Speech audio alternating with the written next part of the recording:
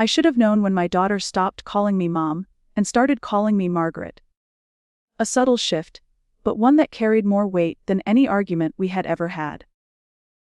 For 32 years, I built a home she could return to. A home with creaking floors, rose bushes blooming every spring, and a kitchen where laughter once filled the air. But now, she saw me as an obstacle. "I just think you'd be happier somewhere, quieter," she told me one evening, her voice calm, measured, almost rehearsed.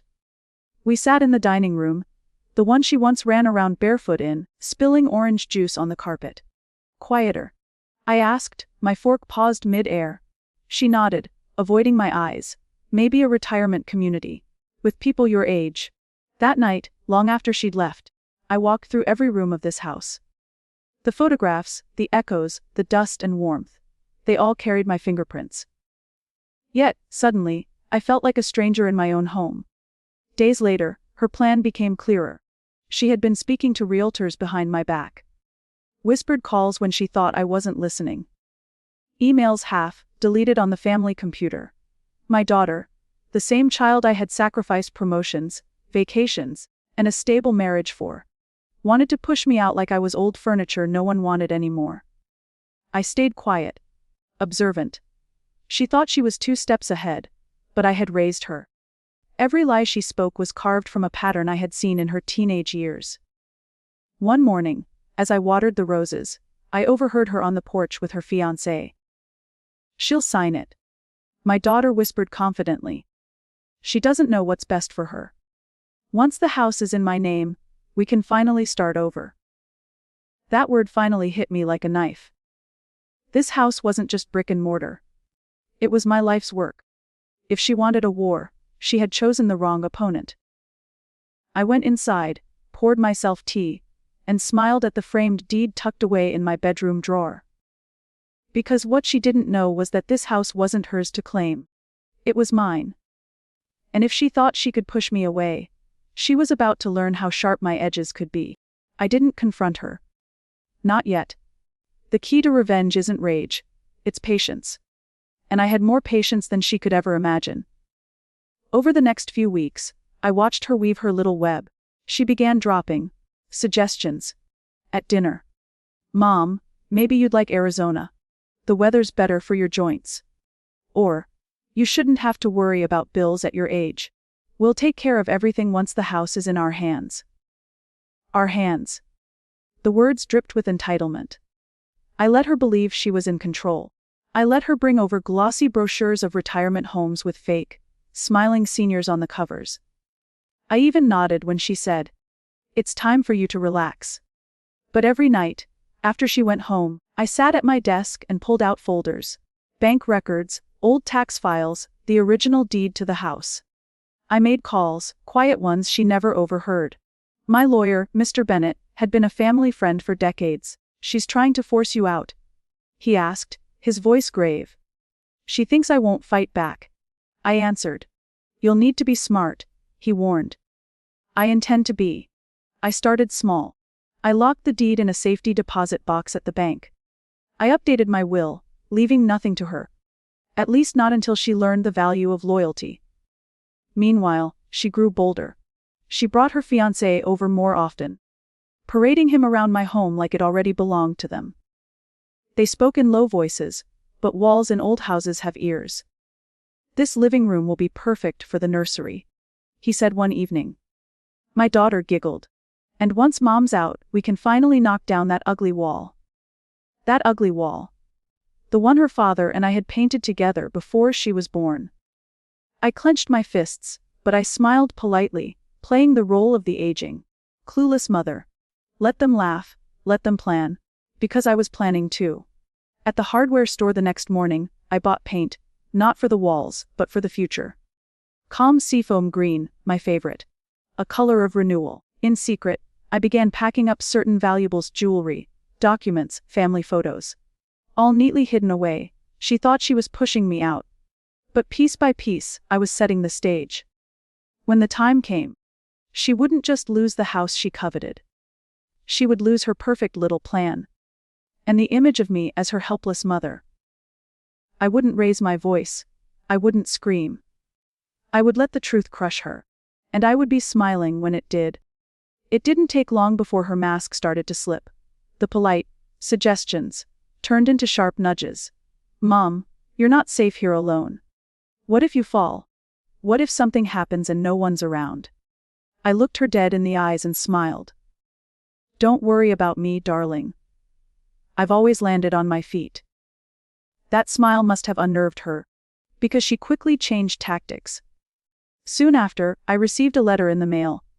A glossy envelope addressed not to me, but to her. Inside was a contract for an early transfer of ownership. My own daughter had arranged for me to sign my home over to her, as though I were some tenant overstaying my welcome. She waved it in front of me at the kitchen table.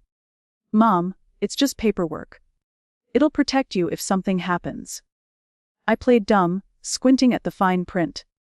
All those words make my head spin. Maybe I should let Mr. Bennett take a look first. Her smile faltered, just for a second. There's no need for lawyers. It's straightforward. Still? I said softly. Better safe than sorry. She slammed her coffee cup down harder than she meant to. That night, I called Bennett again. She's accelerating, I told him. He chuckled, bitterly. Greedy people always overplay their hand. Do you want me to prepare something? Yes, I whispered. The papers. Draw them up. While she thought she was moving me out, I was quietly putting things in motion. I began hosting viewings of my own.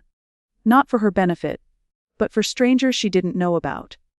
Real estate agents walked through the halls with clients, careful not to leave a trace of their visits. The house she thought was her prize was already slipping through her fingers. One evening, she showed up unannounced with boxes in her car. I brought packing supplies for you, she said sweetly. Too sweet. I touched the cardboard, running my hand along its edge. You're very thoughtful. Inside, though, I was laughing. If she only knew that I had already emptied the safe. That the heirlooms, the jewelry, the documents she believed she'd inherit were already gone. But the real moment came a week later. She gathered the family for dinner. Her fiancé, some cousins, even neighbors. As if to stage an intervention. Mom, she announced loudly. We've all talked about this. You can't keep living here alone. It's selfish. We want what's best for you. I looked around the table at their solemn faces, then I glanced at her fiancé, who couldn't hide his excitement. Selfish. That was the word she chose. I leaned back in my chair and folded my hands. Darling, I said calmly, you're absolutely right. I've made arrangements. Soon, this house won't be mine anymore. Her face lit up. A cruel sparkle in her eyes. She thought she had won. But what she didn't know was that the house wasn't going to be hers either. The deed was already signed. The sale was already underway. And by the time she realized it, it would be far too late. The first crack appeared the following Monday. She stormed into my living room with her fiancé trailing behind, waving papers in her hand. Mom, why did the realtor call me asking about buyers? You're not actually selling this place, are you? I set my teacup down slowly, letting the silence stretch. Oh, so they called you by mistake? I asked softly. Her face flushed crimson. This isn't funny. This house is mine. I cut in, my voice sharp enough to slice through the air. And I will decide what happens to it. Her fiancé tried to intervene. Look, she's just stressed. We've been counting on. Counting on what? I asked, tilting my head. Counting on me signing it over like some senile old fool. Counting on a life built from bricks you didn't lay and walls you didn't paint. She froze, her mouth opening and closing like a fish gasping for air. I stood, slow and deliberate, and walked to the old family photograph hanging on the wall. Her as a child, smiling between her father and me. I tapped the glass gently. Your father and I built this home, brick by brick. Every board, every nail. And you thought you could push me out with lies and false concern. Her eyes darted to her fiancé, then back to me. I was just trying to do what's best for you. No, I said coldly. You were doing what's best for you. For a moment, She looked like a child again, caught stealing cookies before dinner. But then the arrogance returned, creeping back into her posture. You can't sell it without me knowing. I'll fight it. That's when I smiled. The kind of smile that unsettles even the boldest opponent. Oh, sweetheart, I said softly. You're already too late. I reached into the drawer and slid a crisp envelope across the table. She opened it with trembling hands. Inside was the confirmation letter from Bennett. The house was under contract. The sale nearly finalized. Her face drained of color. You wouldn't dare. I dared, I said. And soon, this house will belong to people who respect it. And respect me. Her fiancé muttered something under his breath, cursing, and stormed toward the door. She, however, just stood there, staring at the letter, her dreams shattering piece by piece. She had thought I was weak. She had thought I was blind. But I had played along, letting her believe she was winning, only to pull the ground out from under her feet. I watched her crumble, and for the first time in months, I felt light. Free. But the best part. The final twist was still waiting. She had no idea that the new owners weren't strangers at all. The day of the closing came faster than she expected. While she sulked and raged in silence, I dressed in my best navy dress, the one I hadn't worn since her father's funeral. It felt like armor. At the lawyer's office, the final papers were signed. The house, the home she thought she would inherit, the one she plotted to take from me, was gone.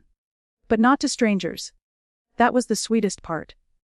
When she stormed in that evening, demanding answers, she found a moving truck in the driveway. And standing beside it was my sister, her aunt. Her jaw dropped. What is she doing here? I folded my arms. Meeting her movers. She bought the house. Her face went pale. You sold it to family. I smiled. To family who respects me. To family who values loyalty. Her fiancé threw his hands up. This is insane! We had plans. Plans built on greed, I said coolly. Plans that crumbled the moment you underestimated me. My daughter turned to me, her voice breaking. Mom, you can't do this. This was supposed to be yours. I interrupted. No, sweetheart. It was never yours. You tried to push me away. You forgot that this house doesn't just hold bricks and mortar. It holds my strength. My memories. My choices. Her aunt stepped forward, laying a gentle hand on my shoulder. Don't worry, she said firmly. This home will always be a place for you. A place where you are wanted. Tears welled in my daughter's eyes, but I didn't move to comfort her. That part of me, the part that once overlooked her selfishness, was gone.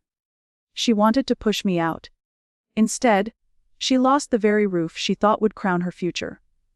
As the movers carried boxes past her, she stood frozen, watching everything she had schemed for slip away. And I walked out onto the porch, lifted my face to the warm sun, and breathed deep. For the first time in years, I wasn't just surviving. I was victorious. This wasn't just the end of her plan. It was the beginning of mine.